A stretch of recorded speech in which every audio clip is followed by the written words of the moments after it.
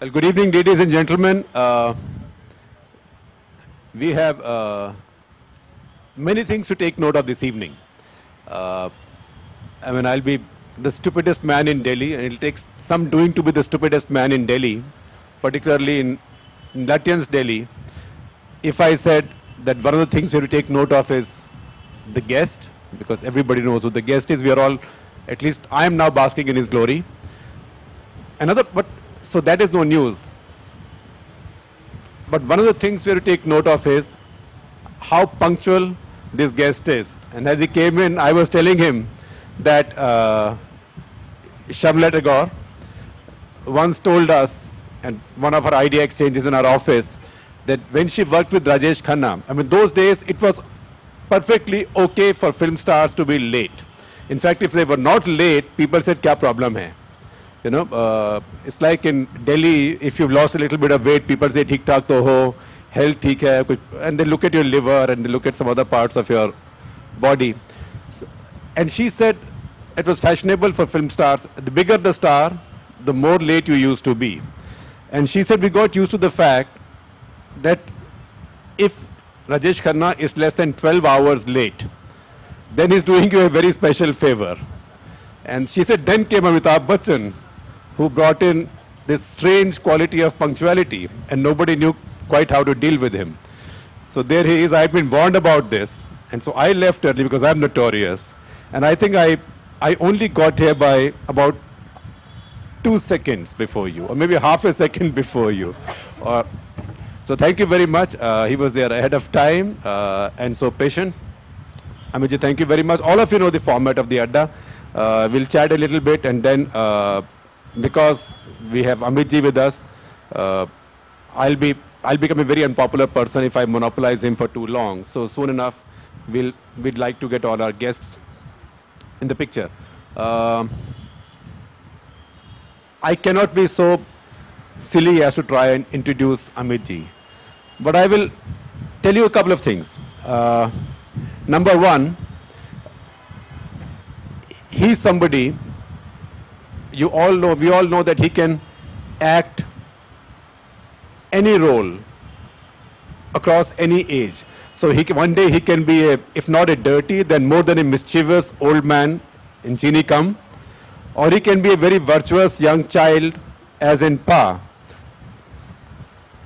Similarly, in terms of the media, he can do he's perfectly at ease in a 3-hour movie, as with 140 characters of Twitter. Now, I don't see anybody in his business who has that span across media, across genres, across technologies. So that's quite remarkable. The other remarkable thing, and we'll dwell on that a little bit, Amitji, I often say, in fact, I keep repeating it, but how did the idea of the ADDA came in? The spark came in. Idea of a gathering like this. Spark came in from the thought that Bombay and Delhi are two different sovereign republics which haven't quite established diplomatic relations between them yet. I say that, with apologies to many very senior diplomats present here. So it was maybe useful to get people from Bombay to listen to people from Delhi, and people from Delhi to listen to people from Bombay. Now, Amitji is somebody who, just as he belongs to the 3-hour movie and 140 characters of Twitter, also belongs to Bombay and Delhi equally. So you are in Delhi as a Delhi wala, not as a Bombay wala. Just as in Bombay, I presume, Bombay walas think you are a Bombay wala. So welcome once again, and thank you very much for finding the time. I know you're coming home. Thank you so much, Shekharji. Now, dwell a little bit on this. As somebody who spans both, part of your family is in Delhi, one child-in-law, and one set of grandchildren. How do you see Delhi and Bombay differing from each other, and do they talk to each other? I'll have to go back many years and not really differentiate Delhi with Mumbai on the basis that you have just spoken about. It's more the fact that we were living in Delhi, and I studied here in Delhi University.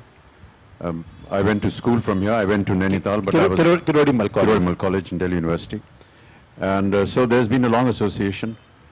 I only came to seek a job in Kolkata, and I was there for about 7-8 years, and then came to seek a job in Mumbai, and then made it my home. I find Mumbai more vibrant. I find Delhi a lot cleaner, more organized. It always was, as capitals of most nations are. But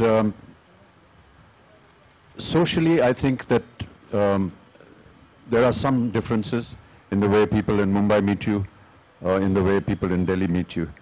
And I think somebody who has spent a large portion of their time in either of the two cities would be able to give a more adequate explanation to this. But this is what I've gathered from people who often travel to both the cities, say 3 or 4 times a month. So will you tell us the difference between how Delhi walas will greet you and Bombay walas will greet you? I think in Mumbai people will say, you know, what are you doing this evening? Let's go to a club or something like that. In Delhi they will say, और बताइए क्या चल रहा है?